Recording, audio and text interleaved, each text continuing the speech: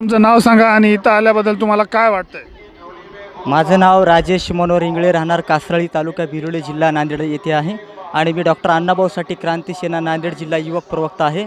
आणि आज मी या ठिकाणी नांदेड शहरामध्ये या ठिकाणी हिंदती चादर सोहळा या ठिकाणी कार्यक्रम या ठिकाणी आयोजित केलेला आहे.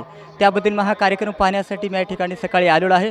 खूप सुंदर या ठिकाणी असं कार्यक्रमाचं देखावा स्वरूप चांगल्या पद्धतीने आहे. पोलीस यंत्रणा, सर्व पोलीस कॉन्स्टेबल, प्रशासन चांगल्या प्रकारे या ठिकाणी काम करत आहे. खरोखर मी सर्वांचं अभिनंदन करतो. हा कार्यक्रम या ठिकाणी नांदेड शहरात नव्हे तर महाराष्ट्रामध्ये प्रथमतः पहिल्या क्रमांकावर आहे असं मला वाटते. कारण ऐतिहासिक हा हिंदती चादर सोहळा या ठिकाणी हा ऐतिहासिक कार्यक्रम ठरले आहे.